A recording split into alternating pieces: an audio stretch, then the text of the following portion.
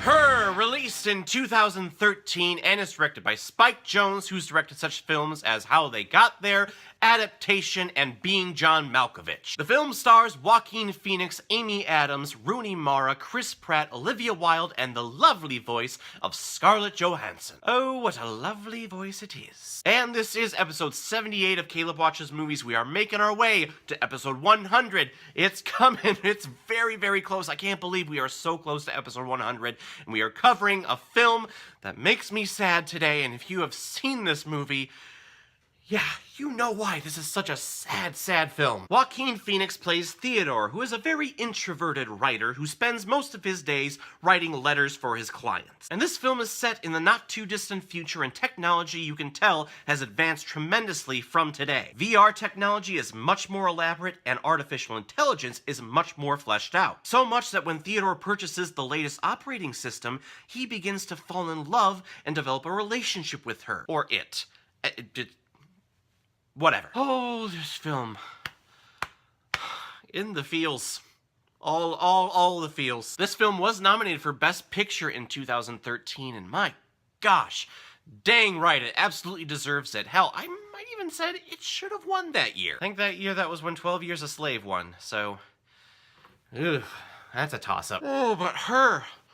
what a delightfully sad film. Basically what happens, this guy just got out of a very long-term relationship, introverted as all hell, purchases this operating system. This operating system has the ability to learn and to develop itself. So it goes through configurating, and then it starts speaking to Theodore. And they start having just nice little conversations here and there, and then those increase to like full day just kind of talking to each other, and that eventually leads to, I'm kind of falling in love with you, which is just a concept that you think is just so weird and so foreign right now. But then you start thinking about how fast technology is growing nowadays, to the point where it's like, yeah, this is probably gonna happen. Heck, I think it's already happening to some people, and of course they're kind of shunned away because we as a society think that that is extremely weird and all of them are creeps. But that kind of goes for any type of relationship that's out of the norm, out of the, you know, typical hierarchy of the heterosexual world. Oh, you're a guy and you love another guy? That's strange, that's weird. Oh, we're gonna,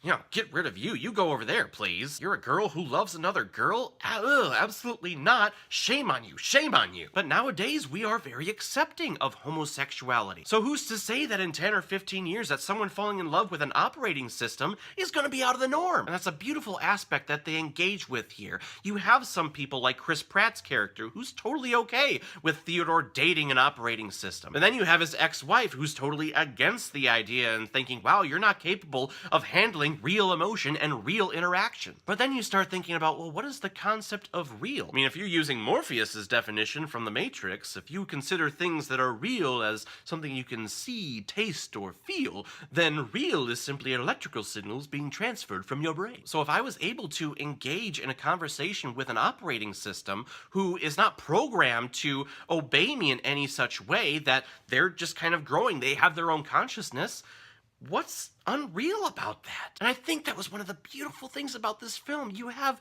artificial intelligence that is just creating its own consciousness and its own thoughts and its own purpose, looking for its own purpose in life. Not its own purpose to like eliminate humankind, of course, that's done to death in the Terminator films.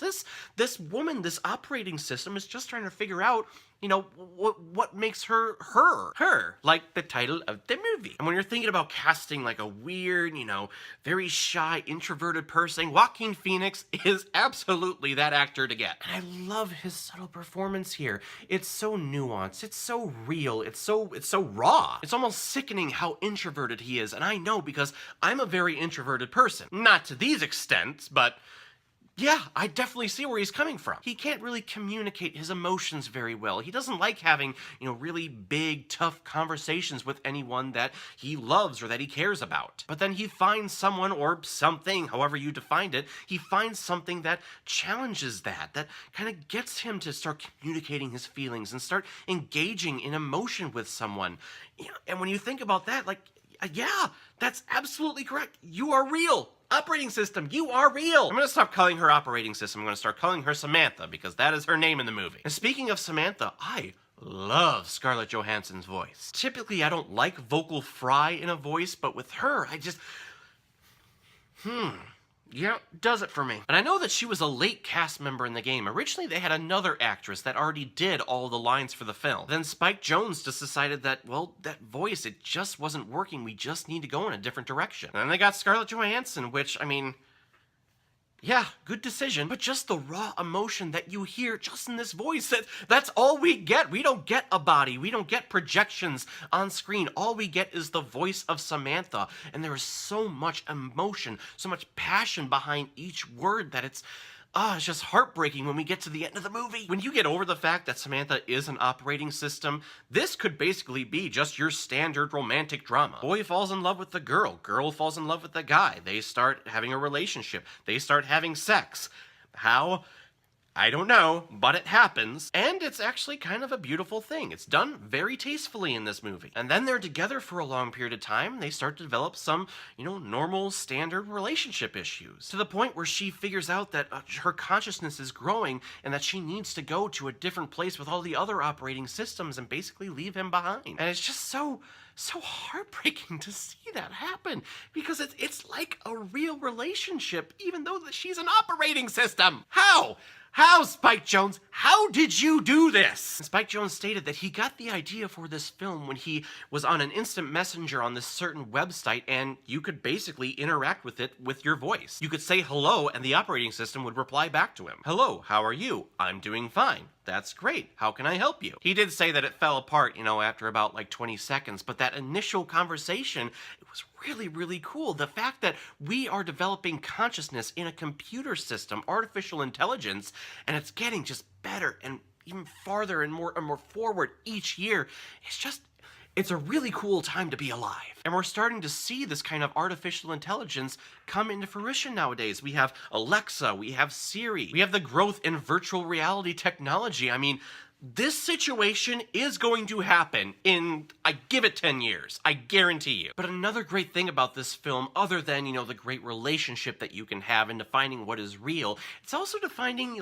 the friends that you need to surround yourself with. Theodore in this film kind of has, his extended family that try to set him up with these certain women, and it doesn't really work out for him. And then when he starts coming out publicly saying that I'm dating an operating system, that extended family basically goes, come on, Theodore, it's not real. You can't handle real emotion.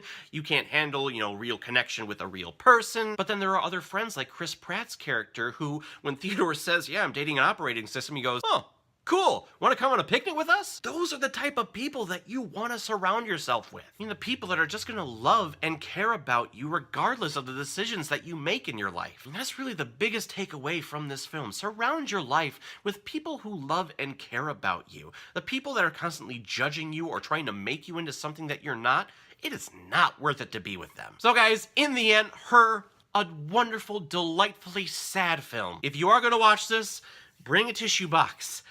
You will need it. The first time I watched this movie, I was a wreck. I couldn't speak. I was basically just sitting there on the couch for a good hour after it ended. Just going, oh, that is... After this last time, still gets me. Absolutely beautiful, a wonderful film. Does it make my top 10 favorite films of all time? Unfortunately, no, but I wouldn't be surprised if it made it into the top 20. But it's situations like this is why I'm very, very happy that I started this YouTube channel, because it forces me to rewatch these films that, I watched once and I was emotionally drained at the end and I probably never wanted to watch it again. But you know what? You should, because this film is amazing, and if you haven't seen it, please pick it up and watch it. So I'm gonna give her 5 out of 5 Blu-rays. All right, let's get All right, everyone, we are moving right along. We are coming up on episode 79, which is a film that I know all the words to. Oh, and if you went to middle school and high school with me, you probably know the movie that I'm going to be reviewing next, because I quoted this movie all day, every day during middle school and in high school, and yeah, thinking about it now, I would have been annoyed with me. So annoyed with myself that I would have paid myself $1 million to shut up. That's your hint, by the way. $1 million. Yeah. So everyone, have you seen Her? What did you think about it? Or if you've never seen it before, you stumbled across it because of this video, please comment below, let me know what you thought about it. And when you're done commenting, please like and subscribe to my channel so you know the next time I'm posting my next movie review. So everyone, I will see you next time with a movie that I know all the words to. So in the meantime, be well, be good to each other, and go watch a movie. Take care, guys.